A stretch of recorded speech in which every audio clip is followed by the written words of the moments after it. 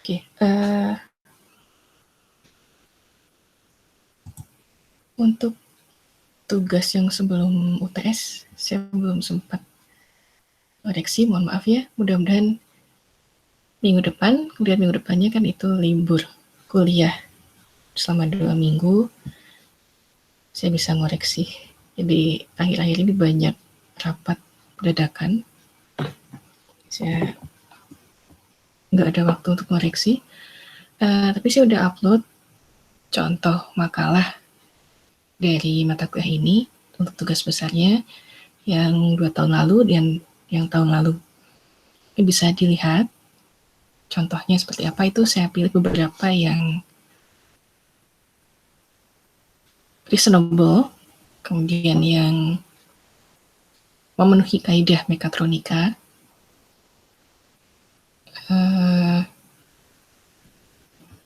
bisa ditiru, maksudnya ditiru penyusunannya seperti itu. Kalau ada yang mau ditambahkan dari yang di tahun lalu, itu ada yang sudah membuat pengisian galon otomatis, itu sudah ada contoh codingnya juga menggunakan PLC.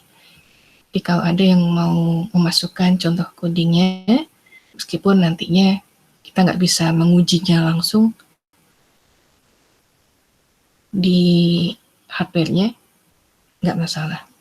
Jadi mungkin untuk menggambarkan, oh kira-kira nanti cara kerja seperti ini. Karena ada juga yang tidak bisa menyatakan dalam bentuk flowchart, tapi sudah bisa menyatakan langsung dalam bentuk coding. Jadi ada yang bisa flowchart aja, ada juga yang bisa coding langsung, flowchartnya nanti nggak kebayang flowchartnya. Ya terserah nanti mau seperti apa. Kemudian hari ini kita masuk ke control feedback. Tapi slide-nya hanya sedikit, hanya 48 halaman nih, tapi tetap saya bagi 2 saja. Jadi pembahasannya di minggu ini sampai ke kendali proporsional, contohnya, kemudian nanti minggu depan lanjut ke derivatif dan integral.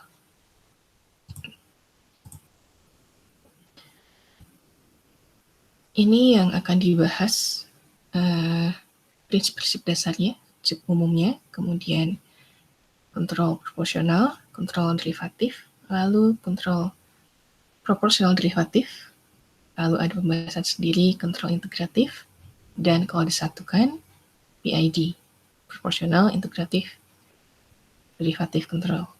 Dan nanti kita melihat langsung ke contoh, mungkin ke contoh robopong, kontes robot untuk menggiring bola pingpong. Jadi kalau di kuliah mungkin biasanya kita hanya diberi contoh mengendalikan motor, kecepatan putarnya, biasanya arahnya. Nah ini saya tambahkan di sini bukan ke motornya, tapi langsung kalau sudah ke sistem. Ini karena kita membahasnya sistem mekatronika yang sudah otomatis. Kalau sistem mekatronika nggak cuma motor aja, tapi sudah ada fungsi tertentu dari sistem. Nah ini kalau mengimplementasikan feedback control ke dalam sistem mekatronika yang sudah utuh, itu kira-kira seperti ini contohnya. Nanti ada di robopong ini.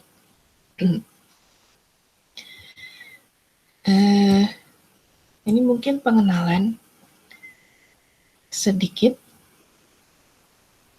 bukan pengenalan, mengingat kembali sedikit. Jadi kontrol teori itu sebenarnya adalah pembentuk bidang ilmu robotika. Kemudian dari sini, dari robotika diturunkan untuk bisa digeneralisasi ke sistem yang lain yang ditanami prinsip robotika. Nah, generalisasinya ini bisa ke dalam bentuk sistem mekatronika, contohnya yang ditanami oleh prinsip robotika seperti mobil tanpa driver, kemudian umumnya kendaraan tanpa awak, drone yang tanpa pengendalian langsung menggunakan radio control, itu juga sistem mekatronika yang ditanami prinsip robotika. Nah, dari sini mau nggak mau untuk sistem mekatronika ini nggak bisa lepas dari teori kendali. Baik hitungannya murni teori kendali maupun prinsipnya. Prinsip teori kendali yang kita ambil yang nantinya bisa diaplikasikan, diimplementasikan langsung dalam hitungan matematis per aktuatornya, atau bisa juga untuk sistem mekatronika yang utuh. Nah, controller jadi mungkin bisa agak membingungkan. Ada kendali, kemudian ada controller. Nah, kalau controller yang secara umum, yang besarnya itu adalah controller utuh. Jadi misalnya kita bisa menggunakan microcontroller atau PLC sebagai otak dari sistem. Nanti untuk memutuskan kalau ada input seperti ini dari sensor-sensor sistemnya, outputnya, aksinya harus seperti apa yang dilakukan. Keputusannya seperti apa? Perintahnya yang diberikan dari controller ke aktuator itu seperti apa? Jadi untuk feedback control ini yang dibicarakan tidak hanya untuk satu subsistem ke motor saja, tapi bisa juga diaplikasikan ke sistem mekatronika yang utuh secara keseluruhan.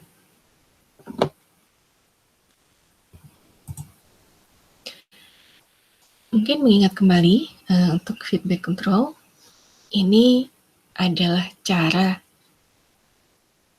gimana sih caranya supaya sistem yang kita buat bisa mencapai kondisi yang diinginkan atau bisa menjaga kondisi yang diinginkan secara kontinu dengan membandingkan keadaan saat ini dan keadaan yang diinginkan. Kemudian nanti dilakukan adjusting, penyesuaian dari keadaan yang saat ini untuk meminimalisasi perbedaan. Feedback control ini bisa disebut juga sebagai closed loop control. Ini diagram blok umum yang sudah kita kenal. Jadi dari sistem, jadi ada sistem yang kita kendalikan atau artefak yang kita kendalikan. Kita biasanya kalau di closed loop control ini kita berikan input ingin, kalau misalnya contoh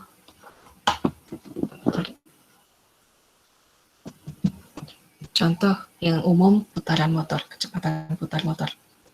Kita ingin motornya berputar nantinya konstan di misalnya 2000 rpm.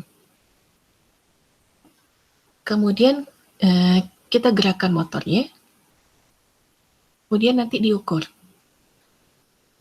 Benar nggak sih motor ini berputar 2000 rpm? Nah, ada sensor yang terpasang, kemudian hasilnya, sebentar.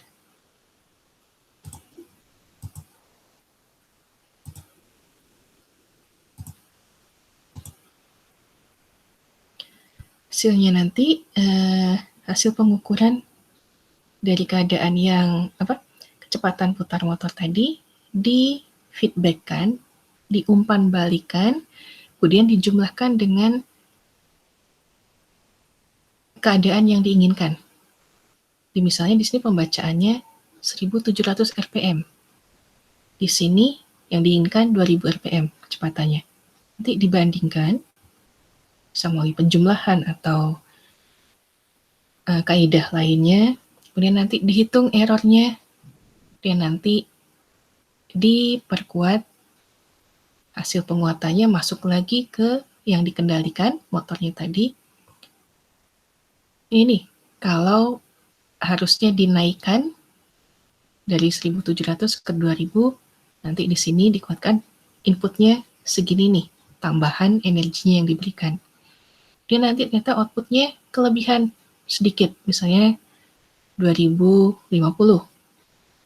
Di feedbackkan lagi hasil pembacaannya, kemudian dibandingkan dengan yang diinginkan 2000 rpm, nanti dihitung errornya, kemudian nanti gainnya diturunkan, nanti energinya diturunkan juga yang diberikan ke motor.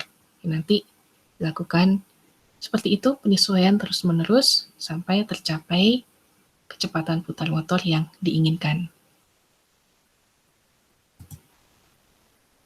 Nah, untuk jadi kalau di robotika itu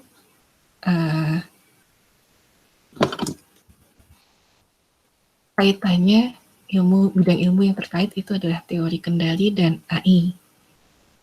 Prinsip ini bisa kita pakai juga di sistem mekatronika yang umum, yang sudah mengacu ke sistem mekatronika otomatis. Dan bisa kita tambahkan kecerdasannya supaya kinerjanya lebih baik. Cuma di sini ada pembeda nih. Kalau di AI, biasanya tujuan untuk AI itu adalah membuat sistem mencapai goal yang diinginkan, tujuan yang diinginkan, target yang diinginkan. Kemudian ada juga untuk memaintain target yang diinginkan. Jadi kalau tadi misalnya kecepatan putarnya 2000 rpm. Gimana caranya supaya di awal kecepatan putarnya bisa mencapai 2000 rpm. Nah, setelah itu ada lagi tugasnya. Kalau sudah tercapai, harus di-maintain. Gimana caranya supaya kecepatan putar itu tetap di 2000 rpm. Nah, kalau kontrol teori kendali, itu rata-rata terfokus hanya pada gimana caranya memaintain target yang diinginkan. Meskipun ada juga teori kendali yang di awal menjaga, berusaha untuk supaya sistemnya mencapai kondisi yang diinginkan. Nah, goal state ini, keadaan atau target yang diinginkan ini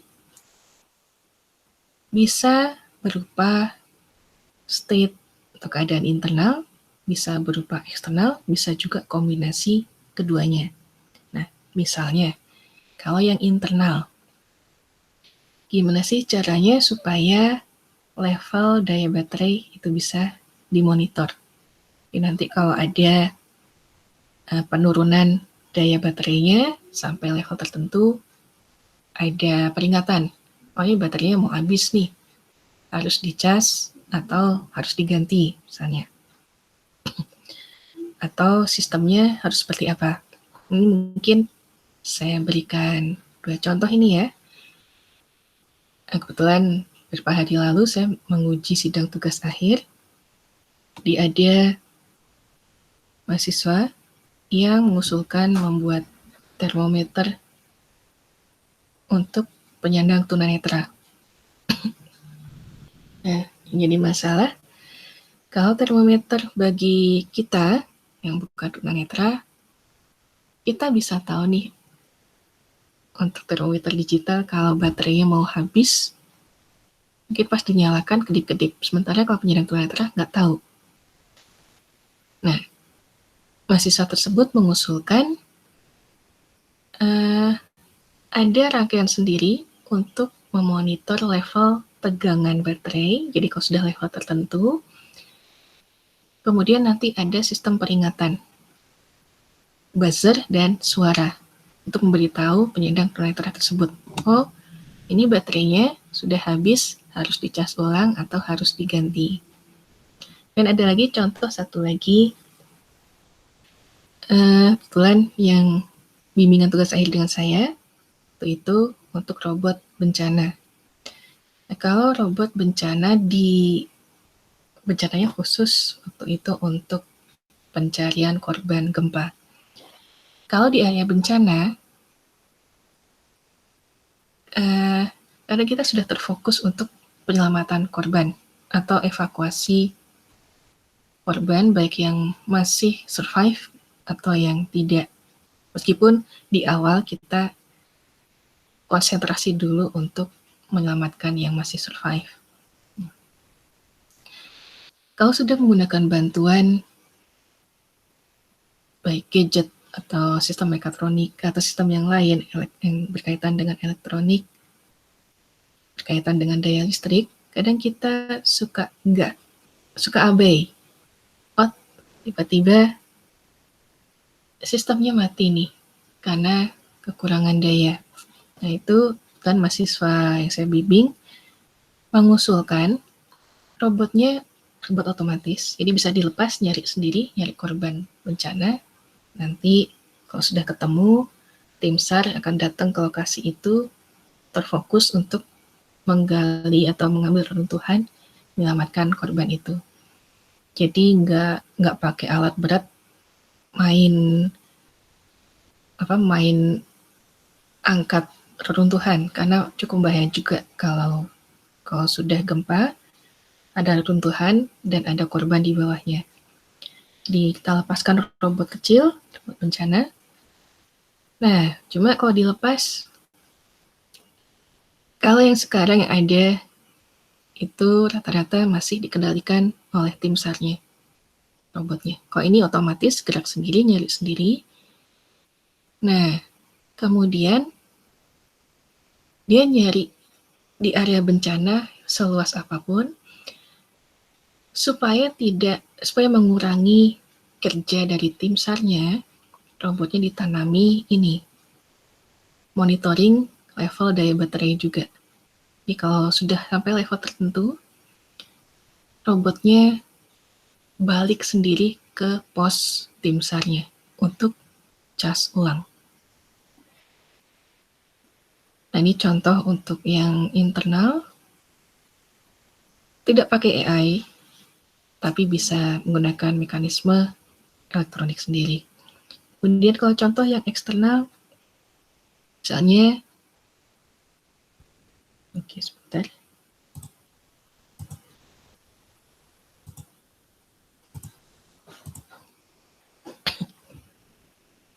Nah, misalnya kalau yang eksternal ini mobil tanpa pengemudi, tanpa driver, gimana caranya untuk mencapai lokasi tertentu. Misalnya untuk rally Paris-Dakar. Dari Paris ke Dakar, gimana sih caranya nyampe ke Dakar dengan tepat. Kemudian bisa juga goal stage ini keduanya. Jadi state internal iya diperlukan, state eksternal juga iya diperlukan. Contohnya adalah penyeimbangan batangan. Kalau kita misalnya pegang ballpoint nih di telapak tangan kita, tapi ditegakkan ballpointnya, kemudian kita berusaha menyeimbangkan ballpoint itu supaya nggak jatuh. Nah, ini yang diperlukan state-nya untuk mengendalikan ballpoint itu supaya nggak jatuh, itu state internal dan eksternal. Prinsipnya yang dipakai waktu itu saya sempat bilang yang Hopper ya, saya lupa namanya. Yang cuma satu, ada pegasnya, dan kita naik di atasnya untuk menyimbangkan diri, biasanya kita loncat-loncat. Nah, itu ada sendiri sistem mekatronikanya. Kemudian kalau di feedback control kita mengenal error. Error ini adalah perbedaan dari kondisi atau state yang sekarang, yang terbaca di waktu saat ini, dengan state yang diinginkan atau targetnya. Nah, controller ini tugasnya adalah meminimisasi error ini. Mengurangi, meminimisasi supaya state yang terbaca, misalnya tadi output dari sensor yang motornya, dengan misalnya tadi 2050 atau 1700 tadi, itu perbedaannya dengan yang diinginkan 2000 rpm itu harus diminimisasi. Untuk error, ini ada beberapa hal yang bermanfaat yang harus kita ketahui supaya proses pengendaliannya itu lebih mudah. Biasanya ada 3 yang bisa diketahui untuk meminimisasi error, dan 2 yang seharusnya ada informasinya. Yang pertama adalah arah errornya. Jadi ke arah mana nih minimisasi errornya? Tadi yang contoh tadi, yang motor, di awal kita kasih yang diinginkan targetnya 2000 rpm kecepatan putarnya. Kemudian pas dikasih daya ke motor, itu berputarnya cuma 1700 rpm. Berarti untuk mencapai 2000 harus ditambah 300. Dia harus nambah bisa tegangan atau bisa daya ke motor supaya mencapai tambahan 300 rpm. Begitu dibaca lagi outputnya 2050. Nah, itu dibandingkan lagi dengan 2000 rpm, 2050 itu lebih besar dibandingkan 2000. Berarti arah minimisasi errornya negatif. Kok tadi dinaikkan, sekarang harus diturunkan. Nah, ini direction di arah positif atau negatif, dinaikkan atau diturunkan. Kemudian informasi yang diperlukan adalah magnitudo errornya. Tadi, kalau yang pertama, tadi magnitudonya ada 300 rpm, sementara di pembacaan kedua 50 rpm. Jadi, ini untuk menyesuaikan oleh daya yang diberikan ke motor itu segimana besarnya. Jangan sampai, karena tadi 1700 nih yang terbaca, jangan sampai diberikan daya yang sama untuk mencapai 1700 itu. Jadi kalau bisa ya magnitudonya dikecilkan, jangan sama. Kalau sesuai dengan magnitudo errornya. Kemudian informasi yang bisa digunakan berikutnya adalah zero atau non-zero error. Jadi kita perlu nggak sih errornya mencapai 0 atau cukup sampai range tertentu aja. Nah, yang paling diperlukan sebenarnya ada 2 informasi ini, arah errornya dan magnitudonya. Kalau ini diketahui, kontrol yang diberikan ke sistem itu akan lebih mudah. Mungkin ini contoh untuk sistem mekatronika yang utuh, dia bukan untuk satu subsistem, satu aktuator saja. Misalnya untuk robot pengikut dinding atau wall following robot.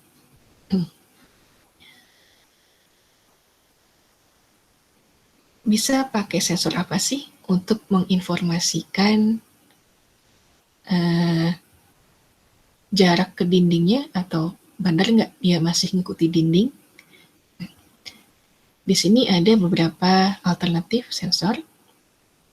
Kalau menggunakan sensor kontak, dinempel langsung ke dinding, nempel atau enggaknya, itu informasi yang bisa didapatkan oleh robot ini, informasinya paling sedikit. Jadi cuma nempel atau enggak sih? Nah, kadang robotnya juga kalau ada error di mekanik sensor kontaknya, masalah juga nih.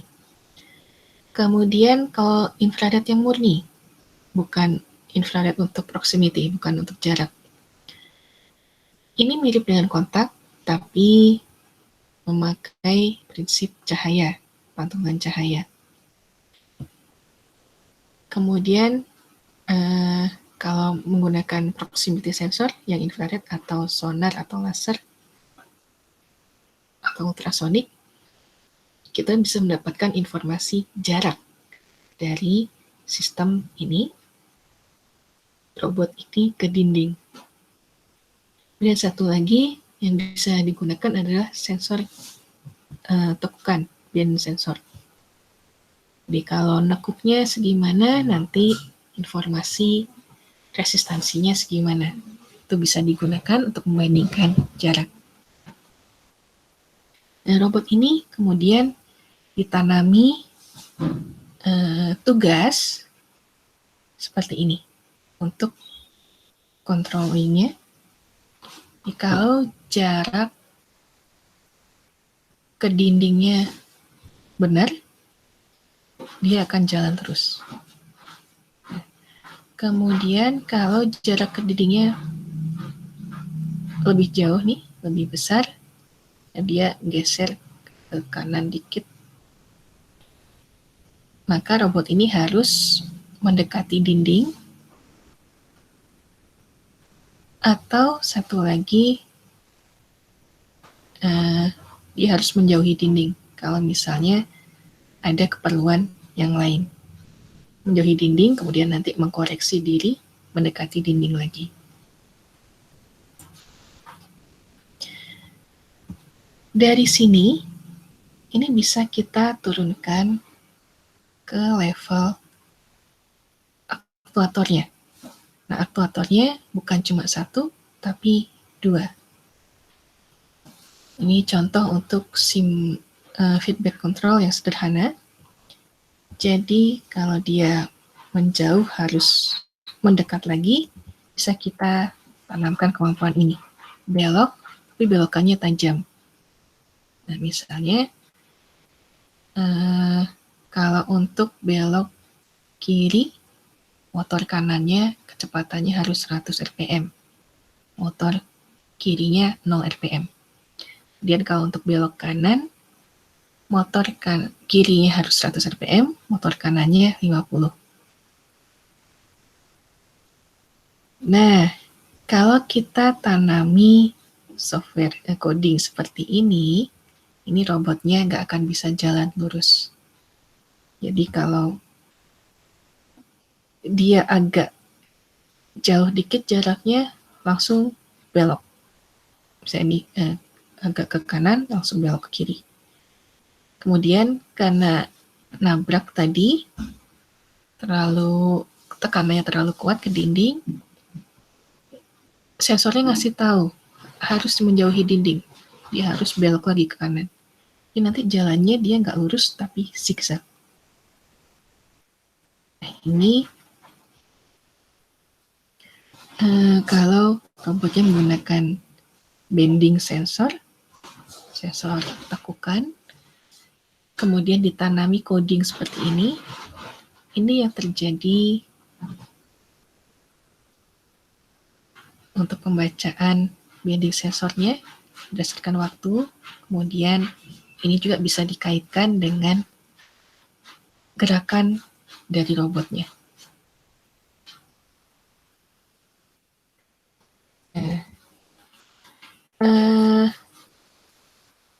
Ini kita lihat masalah kalau zigzag itu seperti osilasi.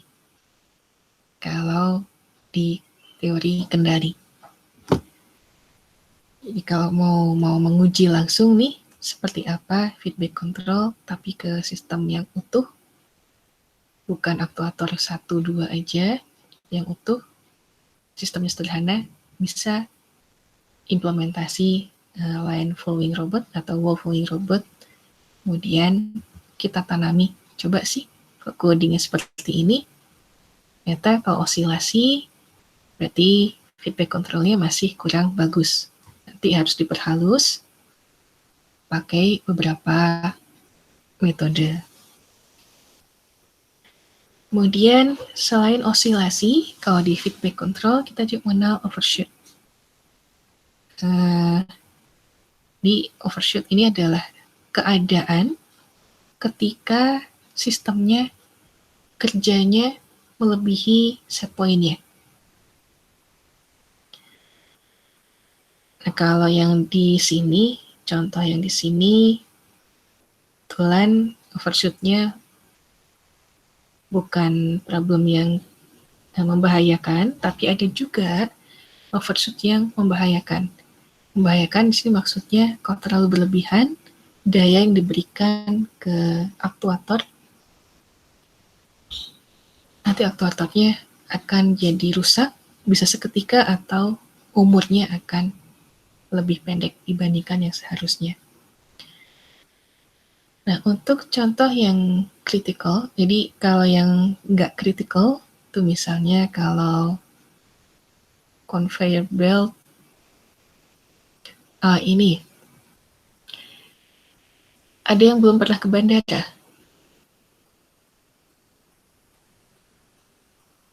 Belum, Bu. Belum, Bu. Sebentar, siapa ini? Andi, Bu. Oke.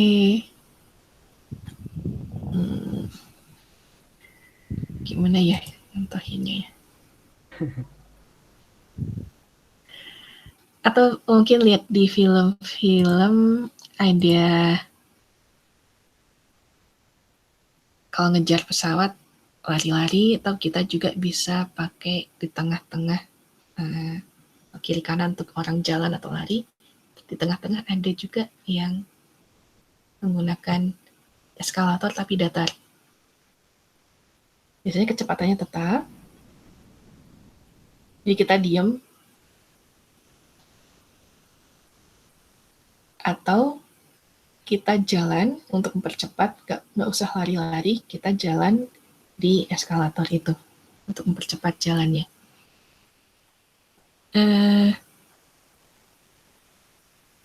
Biasanya kadang ada yang kalau ada yang nggak ada yang pakai, eskalatornya berhenti. Tapi kalau gitu ada yang menapakkan kakinya, sebenarnya kalau lebih cepat lebih baik. Nah, untuk batas tertentu, nggak sampai membuat orang jatuh ke belakang atau jatuh ke depan, kalau tiba-tiba eskalatornya mundur, kecepatannya berubah nggak masalah. Jadi bukan masalah yang kritis, yang membahayakan sampai range tertentu. Nah, ini ada beberapa situasi yang kalau overshoot-nya, jadi kalau tadi ini yang eskalator yang mendatar itu, overshoot-nya nggak masalah sampai range tertentu. Nah, nggak membahayakan. Tapi ada juga yang membahayakan. Misalnya manipulator atau lengan robot yang harus bergerak ke posisi tertentu. Kalau dia overshoot, kebayang deh. Mungkin pernah lihat film yang lengan robotnya nggak terkendali. Jadinya nabrak-nabrak dan rusak. Hancur. Atau kalau misalnya lengan robotnya dipakai untuk assembly kendaraan atau chip, posisinya lebih dari yang seharusnya. Kepasangnya otomatis nggak benar. Kebayang aja kalau kita chipnya untuk laptop, kepasangnya bukan diletak yang seharusnya. Kemudian keburu bergeser untuk penyolderan. Ya otomatis nanti laptopnya juga nggak bisa terpakai. Nah, ini contoh yang cukup kritis situasinya. Atau ini tadi, yang melebihi posisi yang harusnya, nah dia bisa tabrakan dengan objek yang lain. Misalnya di assembly kendaraan nih, mau masang pintu mobil, harusnya posisinya ke kanan 90 derajat, dia kelebihan ke 180 derajat, muternya ke belakang. Sementara di belakang ada lengan robot lain yang saat itu dia harusnya ngambil sesuatu di arah lurusannya. Otomatis ketabrak, jadinya dua-duanya rusak. Nah, ini contoh yang sederhananya aja.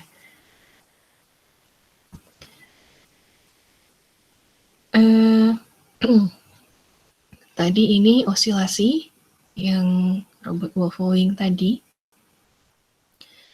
Osilasinya sebenarnya bisa diturunkan, bisa dikurangi. Caranya dengan adjusting sudut belokannya, atau bisa juga menggunakan range.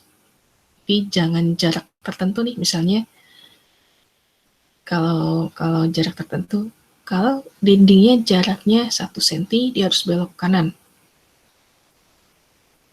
Kalau jarak dindingnya 5 cm, dia harus belok kiri, tajam. Nah, kita bisa menggunakan range. Jadi kalau misalnya jaraknya 0 sampai 1 cm, kemudian disatukan dengan adjusting belokan tadi, nanti beloknya harus segimana derajat. Jangan, bisa dalam range atau dalam sudut yang lebih nggak tajam. Nah, untuk mainin sudut, adjusting sudut tadi, kita bisa mengurangi atau menambah putaran motor. Jadi kalau tadi untuk belok kiri, motornya kecepatannya 100, yang kanan, yang kiri 0. Nah, sekarang kita perhalus lagi. Motor kanannya tetap 100, motor kirinya bukan di-nolkan kecepatannya, tapi setengahnya dari 100. Jadi beloknya nggak tajam. Nah, yang belok kanan juga sama nih. Kita buat, ya tetap yang motor kirinya 100 kecepatannya, tapi motor kanannya kita kurangi. Maaf, kita tambahkan, bukan 0, tapi 50 rpm. Nanti di sini osilasinya akan lebih halus dibandingkan yang tajam tadi. Nah, osilasi kalau sudah ke sistem yang utuh, ini kita bisa ngelihat langsung nih. Kalau jalannya zigzag, dari misalnya robot Wolfowing, robot tadi harus ikuti dinding sepanjang kamar. Satu sisi aja maksudnya. Ternyata satu sisi kalau jalannya zigzag, itu dicapai dalam waktu 19 detik.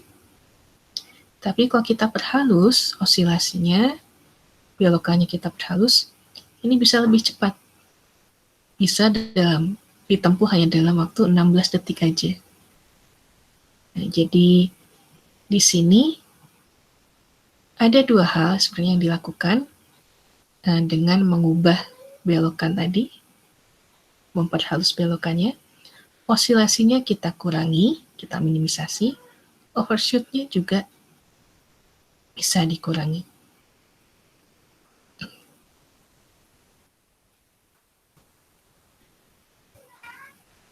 Nah, kemudian Wolfowing, kalau ngikuti dinding sebelah aja nggak masalah. Gimana kalau ketemu dinding di depannya nih? Ini kita bisa memasukkan ini, istilahnya negotiating a corner, bernegosiasi dengan sudut. Caranya bisa dengan seperti ini. Belok sedikit, kemudian jalan lurus. Kalau nabrak dinding, mundur. Kemudian belok sedikit, jalan lurus. Kalau nabrak dinding, mundur lagi. Jadi, ini. Di sini dia belok ke arah nomor 2 nih. Nabrak dinding, mundur, kemudian belok ke arah yang 3 ini. Kalau masih nabrak dinding, pas maju, dia mundur lagi, belok sedikit ke arah yang 4, baru. Kalau dia jalan lurus, nggak nabrak lagi, baru jalannya tetap mengikuti dinding ini, tetap lurus. Nah, cuma ini ada kerugiannya. Kalau kita tanamkan caranya seperti itu. Jadi, waktunya lebih lama, waktu tempuhnya, kemudian di sini ada pergerakan jerky, jadi nggak halus pergerakannya. Nah, alternatif kedua, kita bisa menggunakan kendali open loop. Ini. Dengan cara untuk berbelok, perintah untuk berbelok, eksekusinya kita beri waktuan. Misalnya untuk berbelok 90 derajat, kita bisa menanamkan ini. Robotnya berputar searah jarum jam, kemudian kita beri waktu 1,5 detik. Jadi nggak maju, nabrak, mundur, nggak, tapi dari sisi ini, gitu mendeteksi dinding, dia berputar 90 derajat, jadi motor kirinya kecepatannya bisa full 100, bisa juga 50%-nya, untuk supaya menjaga nggak overshoot, berputar 100 rpm misalnya, kemudian yang motor berputar maju, yang motor kanannya kita putar kebalikannya arahnya dengan kecepatan 100. Jadi ini 100 rpm, ini minus 100 rpm.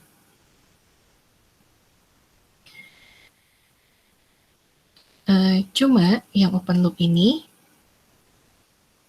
kalau main waktu, ini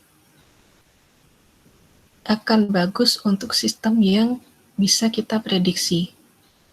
Baik dayanya, kemudian permukaannya sini, surface-nya, kemudian friksi di gear-nya.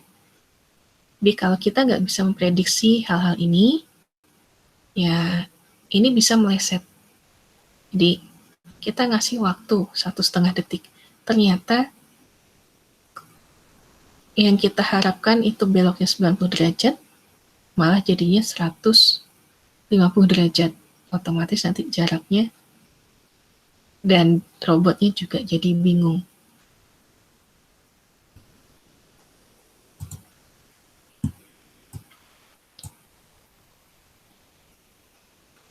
Nah, di sini jadi catatan nih untuk yang kendali open loop.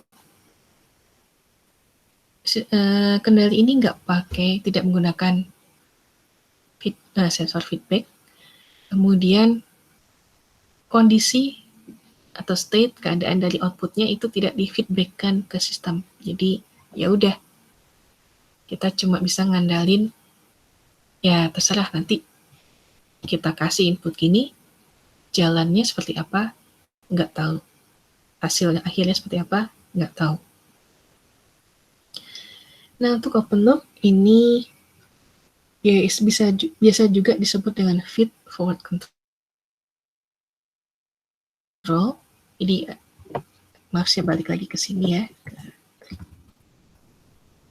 Di kalau closed loop ini ada dua bagian nih. Dari sini ke sistem ini feed forward. Kemudian dari sini, dari sistem balik lagi ke sini, ini feedbacknya. Kalau open loop cuma punya feed forwardnya aja. Feedbacknya nggak ada.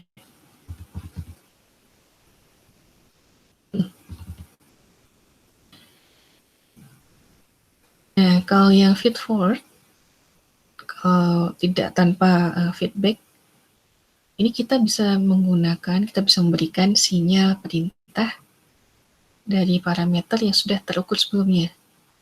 Jadi, misalnya kita ingin, nanti kalau 1,5 detik, ternyata dia bisa berputar 90 derajat. Nah, itu yang kita berikan.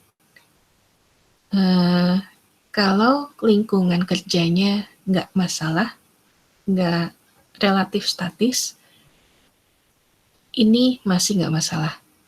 Tapi begitu misalnya ini lingkungan kerja robot ini dinamis, misalnya permukaannya tidak ideal, kalau misalnya menggunakan infrared, permukaannya hitam, otomatis ada pembacaan yang salah nantinya. Atau kalau ultrasonik, permukaannya ada peredamnya, otomatis pembacaannya juga jadi masalah. Ini nanti kalau mengandalkan feed forward aja, ngitung waktu aja, ya robotnya jadinya nggak bisa belok sesuai dengan yang diinginkan. Atau kalau misalnya di rodanya nih, tiba-tiba ada kotoran, jadi harusnya muternya kalau di waktu 1,5 detik, bener nih, 90 derajat, gitu ada misalnya baut, injek baut nih salah satu motornya, jadi putarannya kan agak beda. Atau ada apa ya? Ya ada objek di bawahnya, putarannya jadi beda dikit, otomatis pas dikasih 1,5 detik, muternya cuma sampai yang nomor 3 ini aja arahnya, nggak sampai nomor 4. Nah ini mungkin kalau teman-teman Maranatha juga ada timnya ya, tiap kontes robot Indonesia, yang terutama yang pemadam api, itu kenapa aturannya banyak, harus ini, itu. Nah sebenarnya aturan yang ada, kemudian kalau dikasih tangga robotnya jalan di atas tangga, atau permukaan lantainya nggak rata, kemudian ada dinding yang dikasih cermin, ada dinding yang dikasih karpet untuk peredam. Nah itu untuk melihat ini.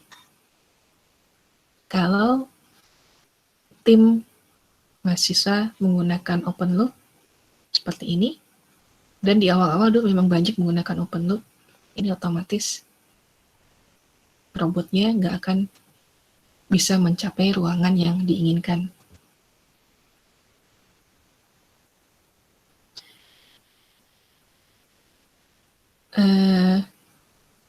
Dari sini, untuk feed forward control, kita bisa mengambil beberapa kesimpulan di sistem ini yang menggunakan feed forward ini hanya efektif kalau sistemnya terkalibrasi dengan baik.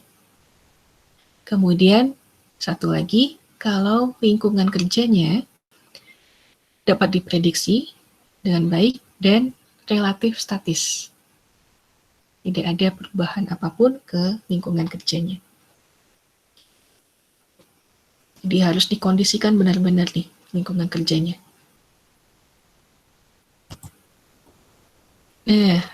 Untuk tapi open loop control ini bukan berarti kita nggak jangan pakai ini, bukan berarti itu. Jadi open loop control juga sebenarnya bisa kita gunakan untuk tugas-tugas sistem yang repetitif, yang berulang, kemudian yang tugasnya independen terhadap state-nya. Ya, contohnya ini, switch microwave untuk mendefrost dalam waktu 2 menit. Ada yang suka masak nggak di sini? Nggak terlalu. Bu.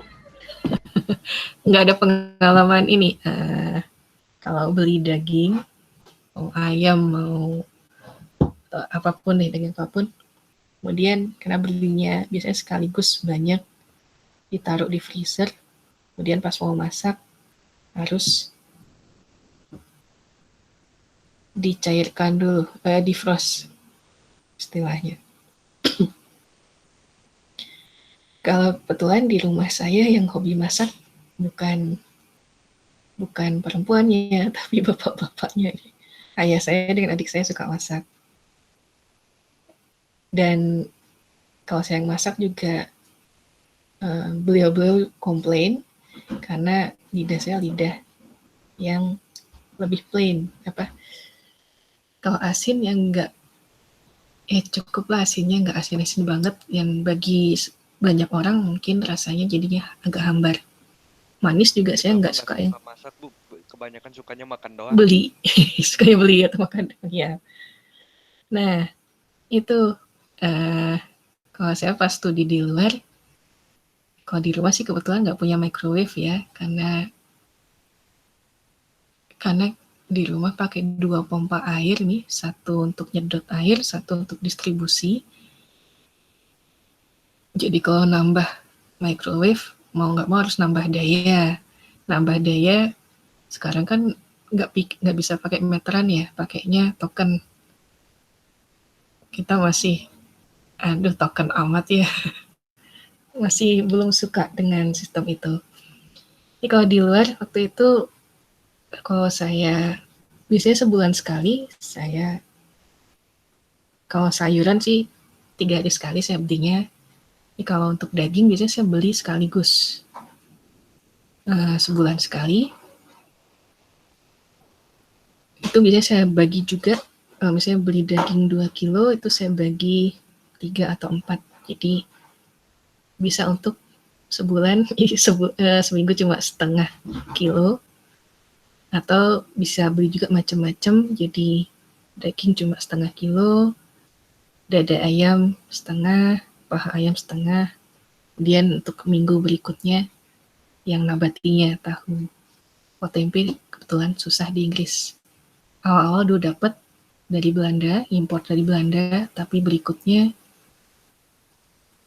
ada masalah dengan importirnya.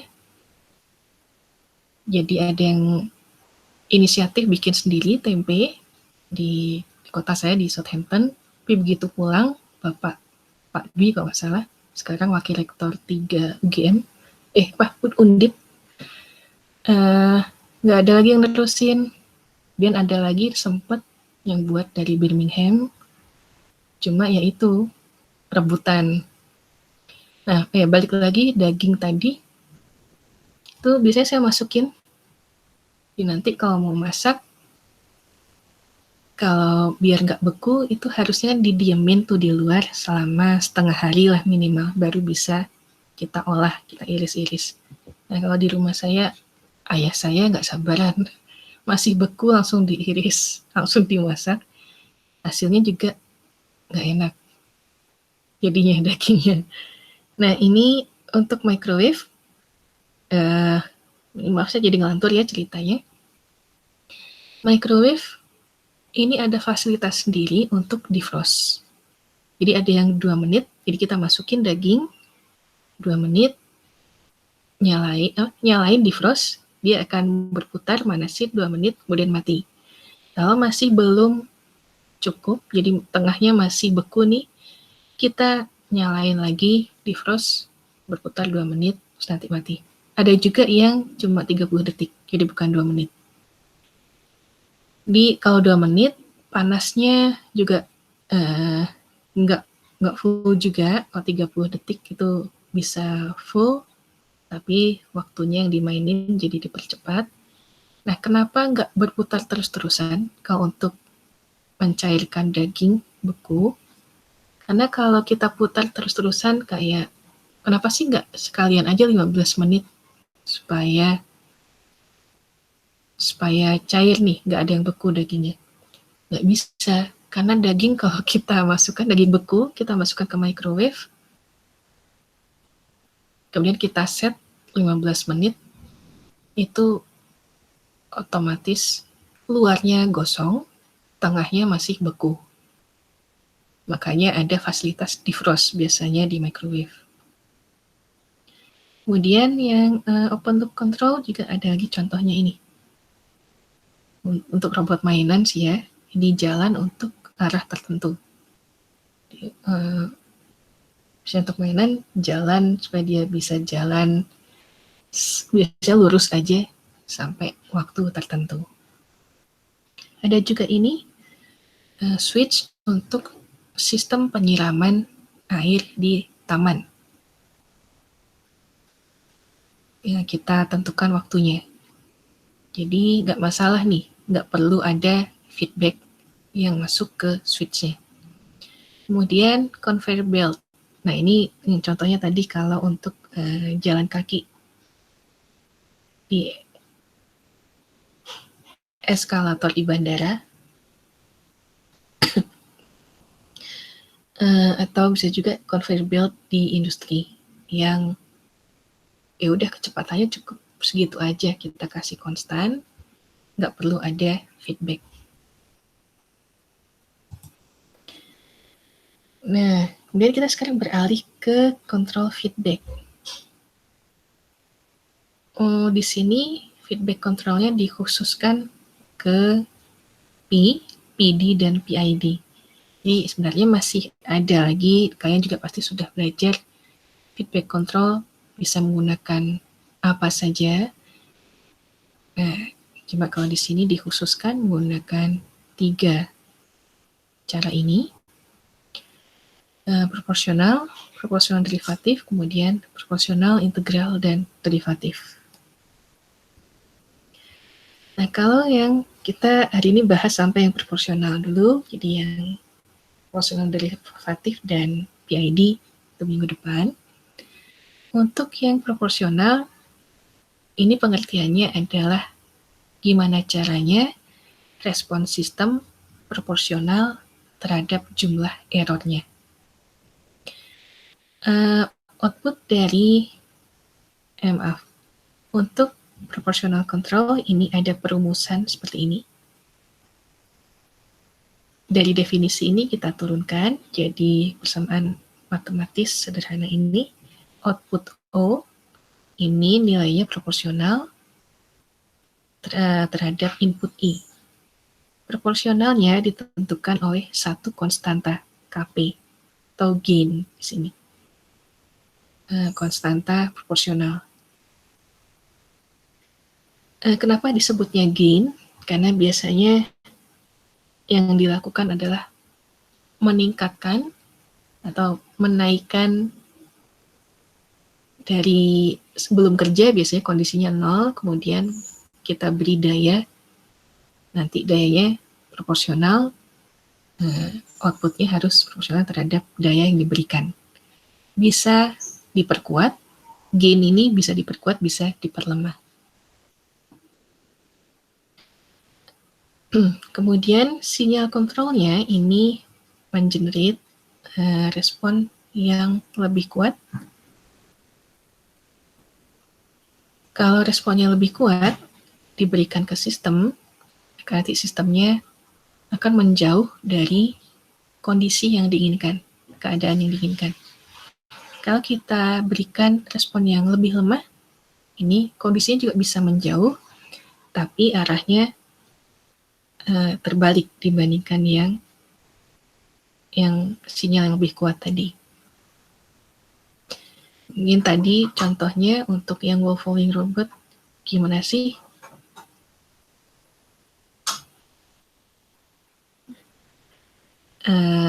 Belokannya, kalau mengikuti dinding, kemudian kalau ketemu dinding di depannya, apakah beloknya harus tajam atau harus halus? Nah, ini kita bisa ngasih seperti ini. Kalau dindingnya masih jauh, kita bisa beloknya tajam, jadi nggak nabrak dinding, wall folding robotnya tadi. Tapi kalau jarak robot ke dinding depannya itu sudah terlalu dekat, ini belokannya bisa dipertajam lagi, atau kalau jaraknya masih lebih jauh, bisa kita perhalus. Jadi, nih, bentar ya. Kalau misalnya di sini masih agak jauh, kita bisa menggunakan ini, atau bisa juga menggunakan 90 derajat, tapi sambil dilihat juga pembacaan sensor-sensornya. Kalau misalnya masih jauh di sini, posisi ini sudah terbaca nih jarak ke sini, kita bisa juga menggunakan belokan yang lebih halus. Belokannya seperti ini. Mungkin kerasa kalau kalian pakai kendaraan, baik mobil maupun motor. Kalau belok enaknya belokan tajam atau belokan yang smooth.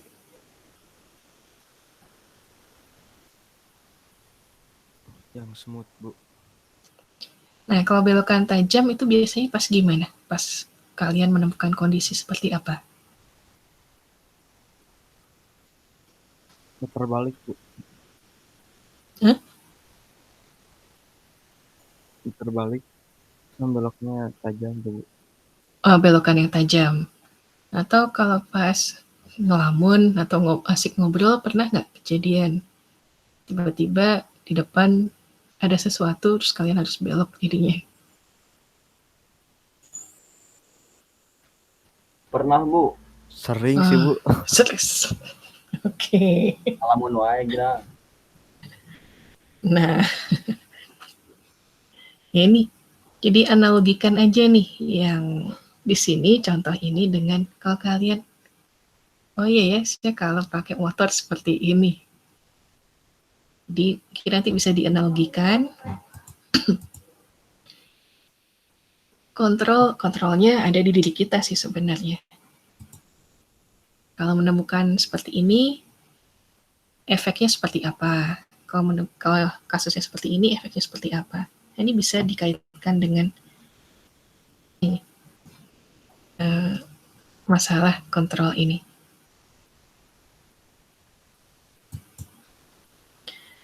Ya, yang di sini di proporsional, ini ada konstanta ini, gain ini.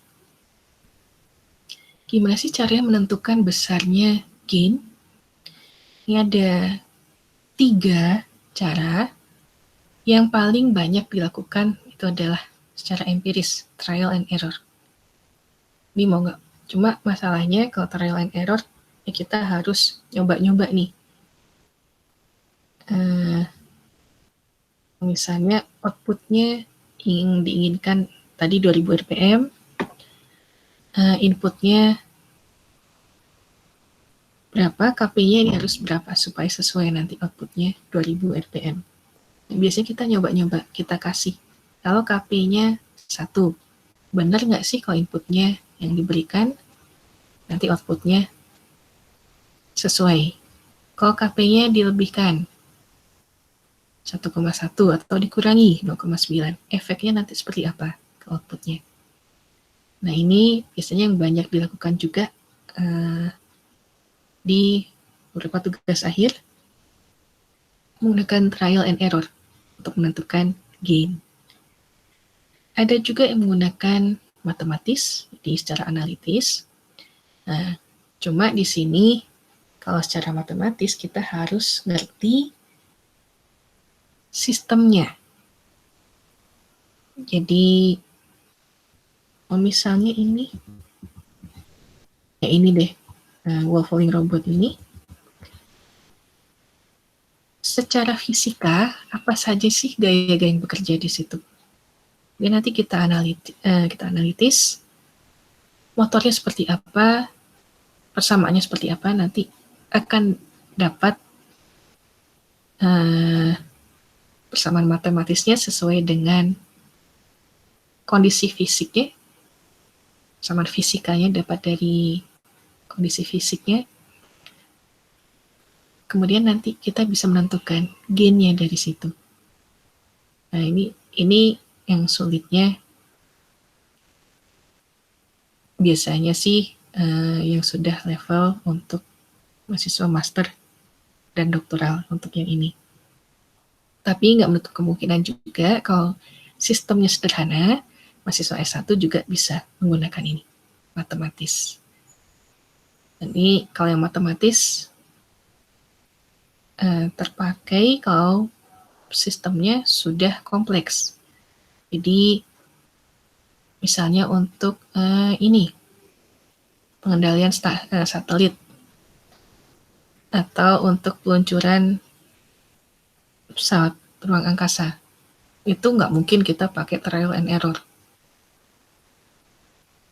Ada kesalahan dikit, biayanya, ruginya besar. Jadi mau nggak mau, harus pakai matematis untuk mengurangi masalah biaya tadi yang bisa terbuang atau masalah keselamatan.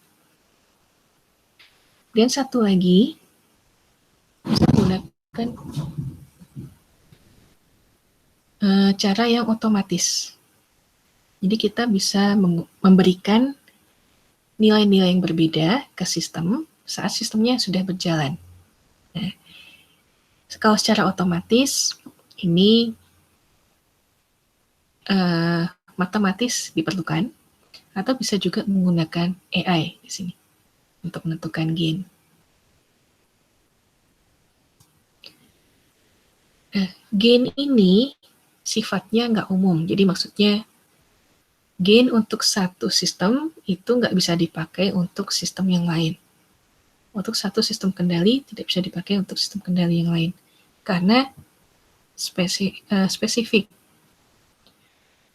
Jangankan sistem yang berbeda, misalnya tadi wall falling robot dengan motor, beda.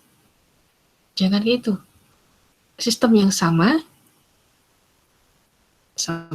wall falling robot, tadi misalnya ada 2, KP-nya, gain-nya bisa beda juga. Jadi tergantung dari hardware-nya lagi. Mungkin ada hardware yang sama tipenya, tapi ternyata range error-nya, range ketelitiannya berbeda.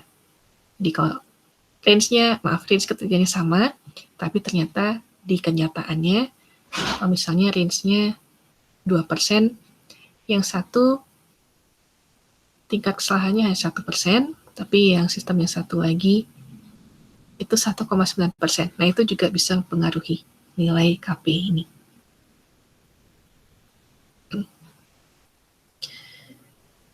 Nah, ini contoh untuk yang spesifik kalau sistemnya beda-beda. Misalnya, untuk kecepatan motor, segimana motor itu bisa dipercepat dan diperlambat. Kemudian masalah backlash dan friksi di gear, kemudian friksi di permukaan, di udara, dan sebagainya. Nah, ini hal-hal ini selain masalah tadi, toleransi errornya, masalah-masalah ini juga bisa mempengaruhi nilai gain di sistem.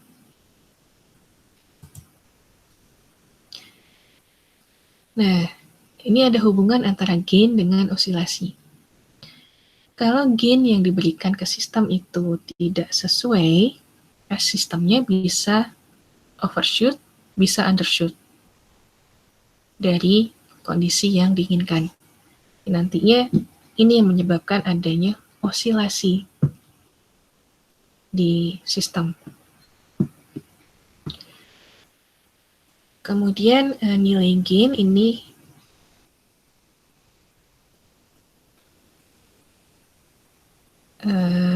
berkaitan dengan osilasi dan masalah stabilisasi. Untuk gain, ini berhubungan dengan damping. Jadi, karena gain berpengaruh ke osilasi, mau tidak mau ada peredam yang harus terpasang ke sistem untuk mengurangi osilasi. Nah, sistem ini akan teredam dengan baik kalau level osilasinya itu masih bisa dikendalikan. Atau kalau level osilasinya menuju konvergen. Jadi, kalau yang tadinya besar, overshoot, kemudian bisa diperkecil, kemudian makin kecil osilasinya, nah itu masih baik sistemnya.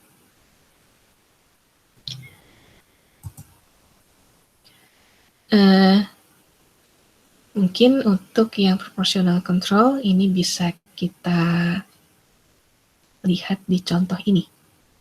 Posisi rotasi di roda. Misalnya kita ingin mengetahui ini dengan menggunakan roda Lego, kemudian motor. Nah, di sini posisinya yang diinginkan untuk rodanya adalah 100. yang kita lakukan adalah memberikan daya yang berbeda-beda ke motor untuk memutar roda ini. Roda yang lebih besar ini akan memberikan momentum ke sistem atau beban ke sistem. Semakin besar roda, bebannya semakin besar ke sistem. Nah, di roda ini kita bisa memberikan sensor QSE atau Quadrature Shaft Encoder untuk mengetahui udah segimana sih putarannya. Jadi nanti kita bisa mengetahui posisinya rodanya di mana. Untuk controller proporsional yang sederhana, kita bisa memberikan seperti ini perintahnya. Ini misalnya putaran maksimumnya 100, kemudian dikurangi hitungan encodernya. Di awal, kalau kita ngasih input daya ke motor untuk muter roda ini, errornya 100. Jadi, motornya kita kasih kecepatan full. Dari 0, posisi 0 nih, posisi saat belum berputar sampai putarannya sampai 100 rpm, itu berarti error maksimumnya, errornya 100 rpm. Kemudian semakin kita berikan daya ke motor, itu errornya makin mengecil, karena kecepatan motor sudah bisa mencapai sedikit demi sedikit mencapai 100 rpm. Nah, saat posisinya di 50, misalnya ini posisi atau kalau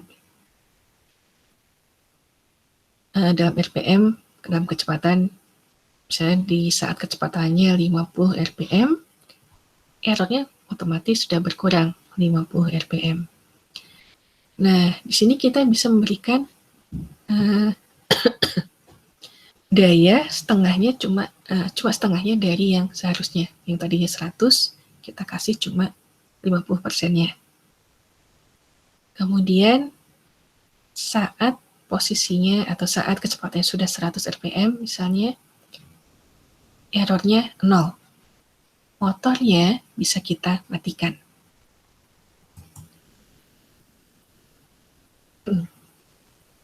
Terus lalu gimana kalau misalnya kita kasih, jadi tadi prinsipnya ini, maaf ya, saya ngulang kalau yang posisi dari 0, kemudian kalau sudah berputar full itu 100, misalnya kelilingnya 100, kalau putarannya baru sampai bawah nih dari titik ini, berarti posisinya ada di 50.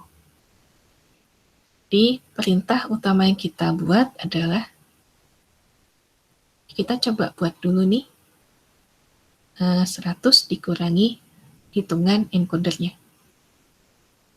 Hitungan encodernya setiap posisi 1, 2, 3, 4, pas di 50, otomatis nanti outputnya posisinya sudah di 50. Itu nanti pas hitungan encodernya 100 kurangi 100, motornya harus kita nolkan dayanya, kita off-kan. Nah, kemudian kita coba ngasih gain di sini 5. Kalau kita kasih gain 5, putaran ini makin cepat. Jadi posisinya makin lebih cepat tercapai dibandingkan kalau kita ngasih perintahnya cuma seperti ini. Cuma yang jadi masalah nanti semakin cepat putarannya, hati-hati ada masalah overshoot. Dan kalau misalnya kita kasih gain 10, ini contoh nih,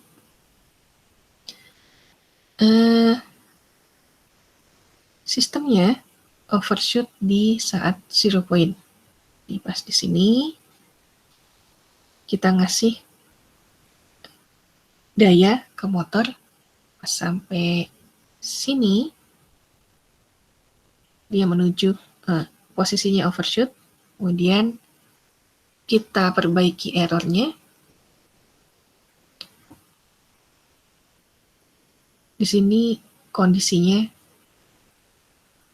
posisinya tercapai, tapi dayanya yang diberikan itu tidak sesuai. Jadi kalau kita lihat di sini, sebenarnya tidak cukup untuk mengaktifasi motornya. Nah, kemudian kalau gain-nya kita, kalau ini pakai trial error, gain-nya kita naikkan jadi 20. Masalah offset ini bisa kita perbaiki. Jadi ini bisa kita geser ke atas, posisi tercapai, daya yang diberikan juga cukup untuk mengaktifkan motor. Nah ini, ketemu di sini.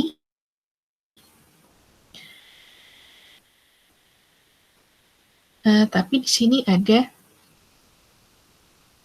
masalah osilasi. Masih ada di sini osilasinya, baik dari sisi posisi maupun dari daya yang diberikan. Kemudian kalau kita naikkan lagi gain-nya 30, ternyata osilasinya makin banyak. Oh, di sini tadi di 20 cuma sekitar 1, 2, 3 dalam waktu. Terus di sini makin bergeser. Kita naikkan lagi gain-nya, osilasinya makin parah. Nah, di ini. Untuk yang kontrol proporsional, yang kita temukan masalahnya adalah kalau gain-nya terlalu kecil,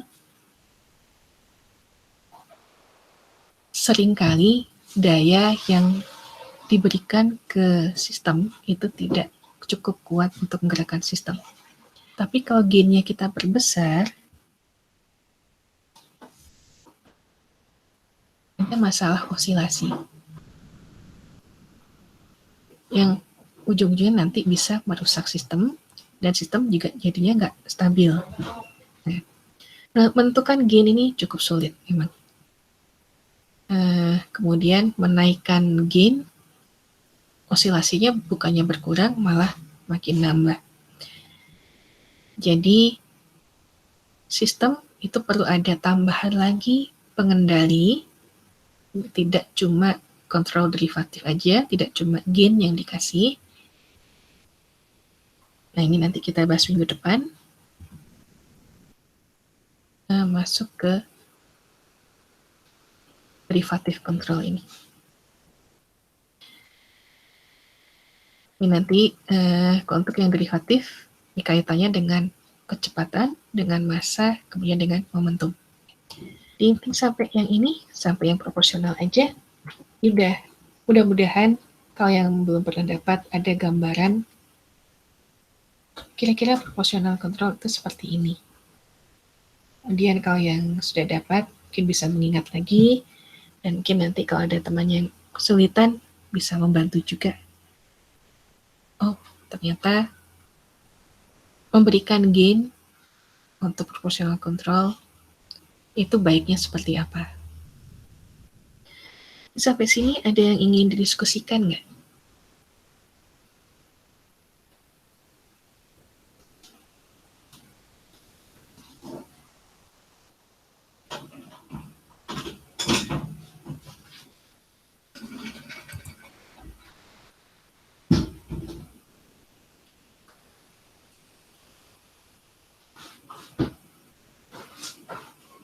Nggak ada? Kalau nggak ada, mungkin oke, kalau nggak ada pertemuannya sampai sini saja. Mudah-mudahan bisa nambah gambaran dikit kalau sampai yang proporsional untuk sistem yang kalian usulkan. Kira-kira nanti pakai open loop aja kendalinya atau mau ditambahkan menggunakan feedback control. Ada yang berubah nggak ini topik yang akan diambil? Atau tetap seperti yang ditulis di UTS?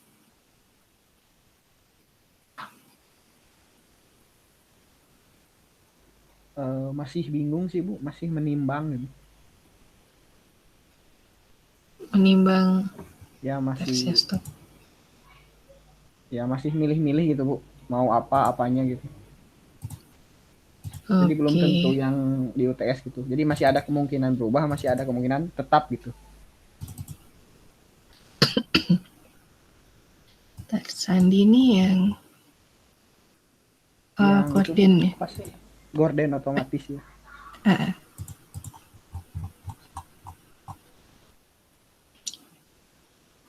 Oke.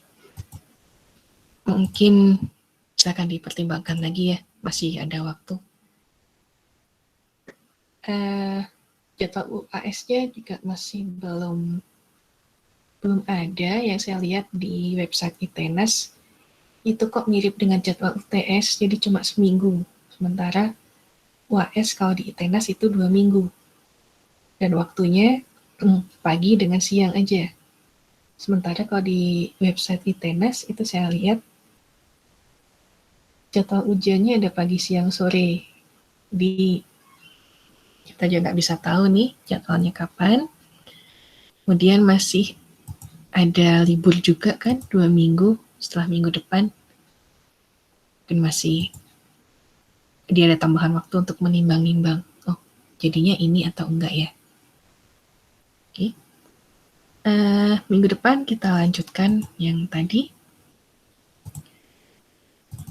Untuk yang derivatif, kaitannya dengan proporsional derivatif, kemudian yang integralnya, kaitannya dengan PID. Untuk pertemuan hari ini sampai sini saja. Terima kasih semuanya. Selamat siang, selamat istirahat bagi yang tidak ada kuliah lagi. Assalamualaikum. Waalaikumsalam warahmatullahi wabarakatuh. Waalaikumsalam warahmatullahi Terima kasih. Terima kasih banyak Bu. Sama-sama. Sama-sama.